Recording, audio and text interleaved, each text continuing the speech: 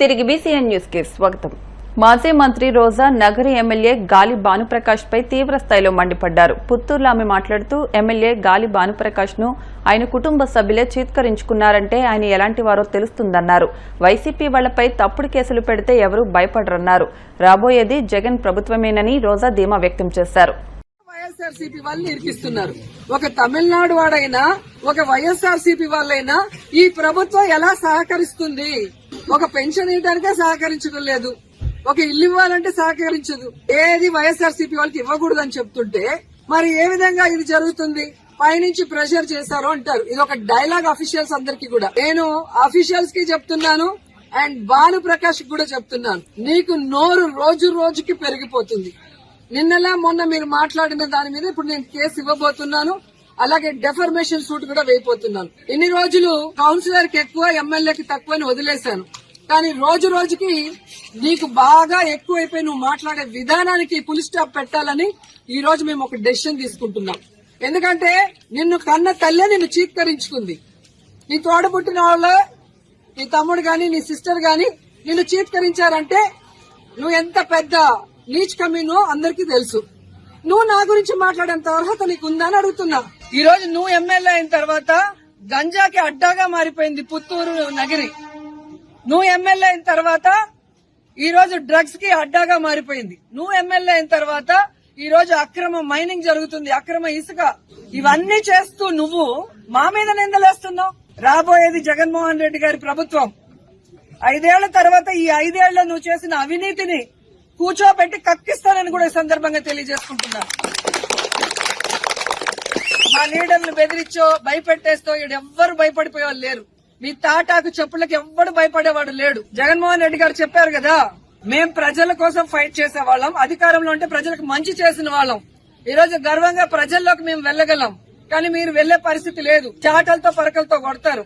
జగన్మోహన్ రెడ్డి ఇచ్చేటివన్నీ ఇస్తాము, అవి కాకుండా మేము చెప్పినవి కూడా ఇస్తామని చెప్పి చంద్రబాబు నాయుడు, పవన్ కళ్యాణ్, లోకేష్ ఎలా ఫెయిల్యూర్ అయిపోయారు, ఎలా ప్రజల్ని మోసం చేశారో అందరికీ తెలుసు.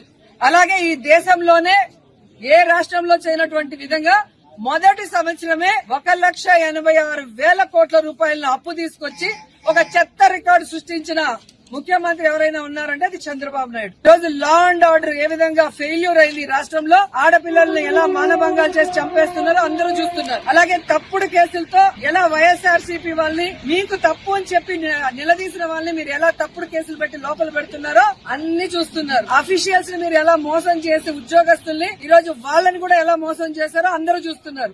నిరుద్యోగ భృతి ఇస్తాం లేదా ఉద్యోగం ఇస్తామని వాళ్ళని కూడా ఎలా మోసం చేశారో అందరూ చూస్తున్నారు.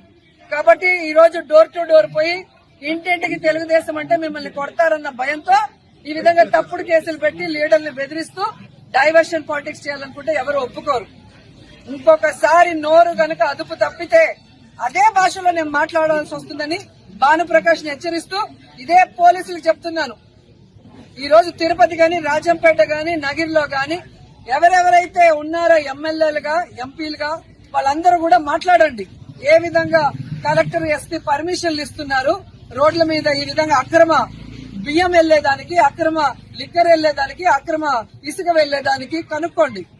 మీ ఇన్వాల్వ్మెంట్ లేకపోతే ఎవరైతే ఇన్వాల్వ్మెంట్ ఉందో ఆ ఎమ్మెల్యేలను అందరినీ కూడా అరెస్ట్ చేసి లోపల పెట్టండి. అంతేగాని మీ వాళ్ళు అయితే భద్రంగా పెట్టుకుని మా మీద లేని తప్పుడు కేసులు పెట్టి మమ్మల్ని డైవర్ట్ పాలిటిక్స్ చేసేదానికి బలి చేయాలనుకుంటే ఒప్పుకునే పరిస్థితి లేదు. మా కార్యకర్తలకి మేము అండగా ఉంటాం, మాకు జగన్మోహన్ రెడ్డి గారు అండగా ఉంటారు.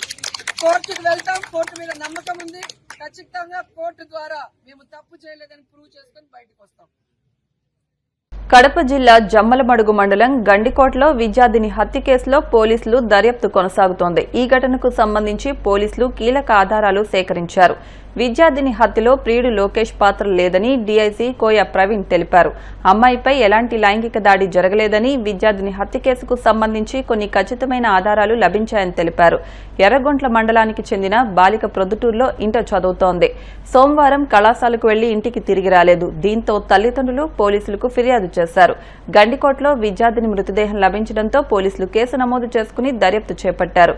మొదట ఆమె తన ప్రియుడు లోకేష్ తో గండికోట వచ్చినట్లు పోలీసులు భావించారు. కానీ ఇందులో అతడి పాత్ర లేదని తేలింది. జిల్లాలో చాలా దురదృష్టమైన సంఘటన జరిగింది. 17 ఏళ్ల యువతి ఇక్కడ శవమై నిన్న మనకి బయటపడడం జరిగింది. దాని గురించి మొత్తం నిన్నటి నుంచి మొత్తం జిల్లా యంత్రాంగం తర్వాత రాష్ట్ర యంత్రాంగం అంతా కూడా దాన్ని ఛేదించే పనిలో నిమగ్నమై ఉన్నారు. అనుమానాల ప్రకారం ఆ యువతిని పీరియడ్ వచ్చి సుమారు 8 గంటల సమీపంలో గండికోటకి వాహనం మీద తీసుకొచ్చిన తర్వాత ఒక ప్రైవేట్ లాడ్జ్ లో 2 గంటలు ఇద్దరు గడిపారు. గడిపిన తర్వాత గండికోట గుమ్మం దగ్గరలో కోట గుమ్మం దగ్గరలో 10:40 విడిచిపెట్టి ఆయన ఆ పీరియడ్ వెళ్ళిపోవడం జరిగింది. తర్వాత 11 గంటల సమీపంలో ఈ రంగనాయక స్వామి మందిరంలో ఆమె బ్యాగ్ వేసుకుని నడుచుకుంటూ ఉంటాం అనేది మనకి తెలిసింది. తర్వాత ఏం జరిగింది అనేది తెలియదు. నిన్న పొద్దుట ఆమె శవం మనకి ఇక్కడ ఈ రంగనాథ స్వామి ఆలయం వెనక భాగంలో ఆమె శవం పడి ఉండటం, ఆమె ఏమంటారు టాప్ పైన వేసుకున్న వస్త్రాలు ఒలిచి వేసి ఉండటం అన్ని చూసాం. చాలా దిగ్భ్రాంతి కలిగించింది.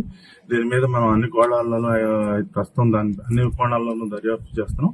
దీనికి సంబంధించి మనకి కీలకమైన క్లూలు ఈ రోజు ఉదయం మనకు లభించడం జరిగింది. ఇంతవరకు మనం అంటే ప్రామాణికంగా మనం చెప్పగలిగింది ఏంటంటే ఆమె హత్య చేయట్లో ఆమె యొక్క ప్రియుడు పాత్ర అనేది ఏమాత్రం లేదు. అది మనం రూల్ అవుట్ చేసాం. ఎవరు చేశారనే దాని మీద అయితే మనం ఖచ్చితమైన క్లూస్ అయితే మనకి ఈ రోజు ఉదయం లభించడం జరిగింది. ఉదయం కూడా కాదు, మేము ఇక్కడికి వచ్చే సమయంలోనే మాకు లభించాయి. అదేమిటనేది పూర్తిగా ఛేదించిన తర్వాత నాకు రేపు నేను సీఎం ప్రోగ్రామ్ ఉండటం వల్ల నేను నేను కర్నూలు నంద్యాల వెళ్లాల్సి ఉంది. మీకు సాయంత్రానికి ఎస్పీ గారు జమ్మలమడుగులోనే ఎస్పీ గారు డిఎస్పీ గారు ఏంటంటే నాకు ఒక ప్రగాఢ ఆత్మవిశ్వాసం ఏంటంటే మనకున్న క్లోజ్ దృష్ట్యా మనకి ఈ రోజు ఎట్టి పరిస్థితుల్లో ఈ రోజు ఈ యొక్క కేసు ఏదైతే ఉందో పూర్తిగా మనం ఛేదించే అవకాశం ఉంది. మీకు ఈ రోజు సాయంత్రం 9 గంటల లోపు ఎస్పీ గారు డిఎస్పీ గారు మీకు పూర్తి వివరాలు తెలియజేస్తారు. మనకైతే కీలకమైన ఆమె పైన ఎటువంటి లైంగిక దాడి అయితే జరగలేదు. ఆమె అయితే శవమై పడి ఉన్నారు. పైన వస్త్రాలు తొలగించున్నాయి. ఏమిటనేది మనం ఒక క్లూ అయితే దొరికింది. నిన్నటి నుంచి అనుమానం ఉండింది వాళ్ళు మనకు ఈ రోజు పొద్దున్న ఉదయం 11 ఈ రోజు అయితే ఉదయం అరౌండ్ సుమారు 12 గంటల సమయంలో కీలకమైన ఆధారాలు మనకు లభించాయి.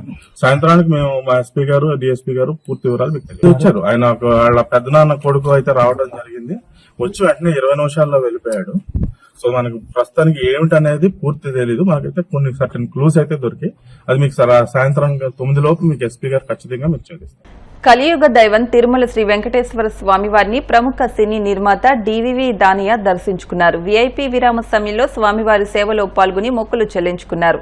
దర్శనానంతరం వీరికి రంగనాయకుల మండపంలో వేద పండితులు వేద ఆశీర్వచనం అందించగా ఆలయ అధికారులు స్వామివారి తీర్థ ప్రసాదాలు అందజేసి పట్టువస్త్రంతో సత్కరించారు. స్వామివారి దర్శనం చేసుకున్నాం. మా హీరో పవన్ కళ్యాణ్ గారి సినిమా ఈ నెల 24వ తారీఖు హరిహర వీరమల్లో రిలీజు ఉంది. దానికోసం నేను స్వామివారిని దర్శనం చేసుకుందామని వచ్చాను. అంతా మంచి జరగాలి, అది పెద్ద హిట్ అవ్వాలని మనస్ఫూర్తిగా కోరుకుంటూ స్వామివారిని దర్శనం చేసుకున్నా. అట్లానే సెప్టెంబర్ 25వ తారీఖు మా ఓజీ సినిమా కూడా రిలీజ్ ఉంది. అది కూడా పెద్ద హిట్ అవ్వాలని స్వామివారిని దర్శనం చేసుకుంటా వచ్చాను. మంచిగా దర్శనం. అందరికీ నమస్కారం. వార్తలు ముగించే ముందు ముఖ్యాంశాలు మరొకసారి. రాష్ట్రంలోని 5 మున్సిపల్ కార్పొరేషన్లకు స్వచ్ఛ సర్వేక్షణ అవార్డులు. ఢిల్లీలో రాష్ట్రపతి చేతుల మీదుగా అవార్డులు అందుకున్న పురపాలక శాఖ మంత్రి నారాయణ.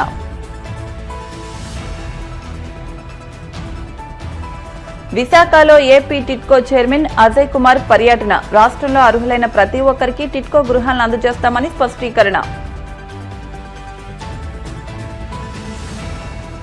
కూటమి ప్రభుత్వ అసమర్థ పాలనపై జగన్ సంధించిన ప్రశ్నలకు సమాధానాలు చెప్పండి. Yerragondapalem MLA Tatiparthi Chandrasekhar demand. తిరుమల శ్రీవారిని దర్శించుకున్న సినీ నిర్మాత డివివి దానయ్య. ఆలయ మర్యాదలతో స్వాగతం పలికిన అధికారులు. ఈ వార్తలింతటితో సమాప్తం. మరిన్ని వార్తల కోసం BCN digital YouTube channel, Facebook page ను ఫాలో అవ్వండి. అప్డేట్ వార్తల కోసం ప్లీజ్ సబ్స్క్రైబ్.